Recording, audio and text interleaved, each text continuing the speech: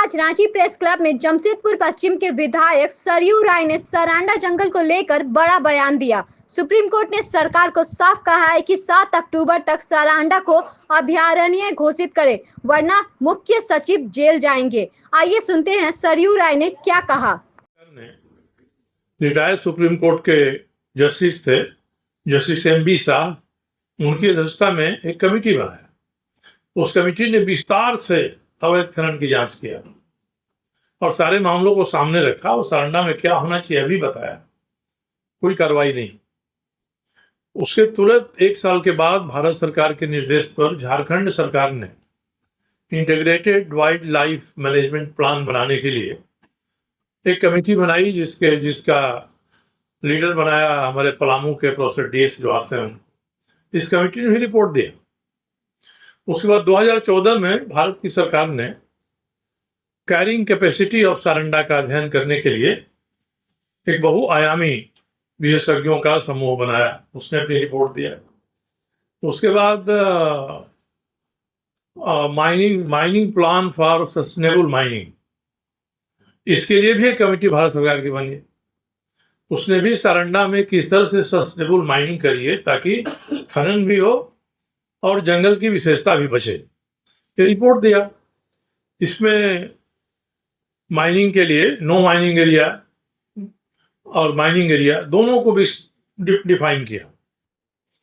इसके पहले खुद राज्य सरकार के वन विभाग ने भारत सरकार के डीजी फॉरेस्ट के पत्र के आधार पर 3 साल तक मेहनत किया और सारंडा क्षेत्र में, जिसको कहते हैं इनवायलेट कंपार्टमेंट, अभग्न क्षेत्र बनाया नंबर के साथ, और ये दिया कि इस क्षेत्र में कभी भी खनन नहीं किया जाएगा। ये क्षेत्र संरक्षित क्षेत्र रहेगा। इसका क्षेत्रफल करीब 63,000 हेक्टेयर के आसपास था। इतनी सारी चीजें सामने रहने के बाद और सुप्रीम कोर्ट के सामने आश्वासन देने के बाद भी झारखंड की सरकार ने एक कैबिनेट उप समिति बना दिया है। ये कैबिनेट उप समिति विचार करेगी और वह मंत्रिपरिषद को सलाह देगी। उस सलाह के आधार पर 8 अक्टूबर को जब मुख्य सचिव को हाजिर होना है तो उसके पहले प्रतिवेदन दे दिया जाएगा कि सारंडा में वन्य जीव अभयारण्य वाइल्ड लाइफ सेंचुरी बनाने के बारे में सरकार का क्या विचार है। तो ऐसा लगता है कि अब तक जितना अध्ययन हो चुका है उससे अधिक अध्ययन करने वाली कोई समिति नहीं बन सकती है और सर्वोच्च न्यायालय ने स्पष्ट आदेश दिया है। इसके बाद भी सरकार का इसमें सक्रिय नहीं होना, गंभीरता से नहीं लेना, यह आश्चर्य की बात है।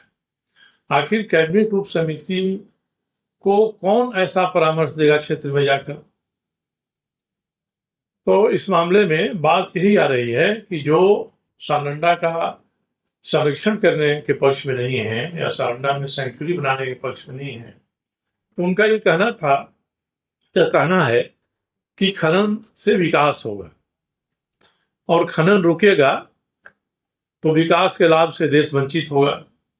वहाँ के जो स्थानीय लोग हैं उनको भी नौकरी मिलेगी। हम लोगों का इतना ही कहना है कि सारंडा में जब से खनन हो रहा है 1906 से तब तक, और आयरन ओर के अलावे कोयला का खनन हो रहा है धनबाद में, झरिया में, रामगढ़ में, हजारीबाग में, पलामू में, सभी ये खनन हो रहा है। तो जब आकलन करते कि कितना लाभ मिला है यहाँ के स्थानीय लोगों को इस खनन से। ठेका लेती हैं बड़ी कंपनियां, ट्रांसपोर्टेशन का ठेका लेती हैं बड़ी कंपनियां, केवल मजदूरी के नाम पर थोड़ा यहाँ सहायता मिलती है स्थानीय लोगों को, और वो भी अब मजदूर की जगह मशीनें काम करने लगी हैं। तो इसके आधार पर पूरे सारंडा को तहस नहस कर देने का जो अभियान निहित स्वार्थी तत्वों का है, सरकार को उसकी जाल में नहीं फंसना चाहिए। एक बार सरकार 2006-7 में इस जाल में फंस चुकी है, दोबारा ये मौका आया है, और फिर ये सरकार अगर जाल में फंसेगी तो पूरे सारंडा क्षेत्र के वन्य जीवों को नुकसान होगा, पर्यावरण को नुकसान होगा। ये मामला हमने पहले भी उठाया था। आज भी जो एनजीटी के सामने गए डॉक्टर आर के सिंह इसको लेकर, एनजीटी ने 2 साल पहले कहा कि आप वन्यजीव अभयारण्य घोषित करिए, इन्होंने नहीं किया। उसके बाद नहीं हुआ तो 2 साल के बाद आर.के. सिंह और डॉक्टर डी.एस. श्रीवास्तव जो integrated wildlife management plan इन्होंने बनाया था, ये सुप्रीम कोर्ट गए कि सरकार सुप्रीम कोर्ट ये एलजीटी के आदेश को लागू नहीं कर रही है, तब आज की ऐसी स्थिति पैदा हुई है। अब इस संबंध में मेरा इतना ही कहना है कि राज्य की सरकार को विचार करना चाहिए जनता का हित क्या है उसके ऊपर, राज्य का हित क्या है, पर्यावरण का हित क्या है। और आप सभी जानते होंगे कि सारंडा में साल वन है, ऊपर में साल के पेड़ हैं और नीचे में काफी जगहों पर लौह ऐश है। अब साल के बारे में कहा जाता है कि 100 साल खड़ा, 100 साल पड़ा, तब भी जौ भर भी नहीं सड़ा, इसलिए हम लोग इसको ग्रीन स्टील कहते हैं। 100 साल पुराना पेड़ को काट दीजिए और 100 साल तक जमीन पर पड़ा रहेगा, तभी जौ भर भी नहीं सड़ता है। इतने समय में तो इस्पात और लोहा जंग खा के खत्म हो जाएगा।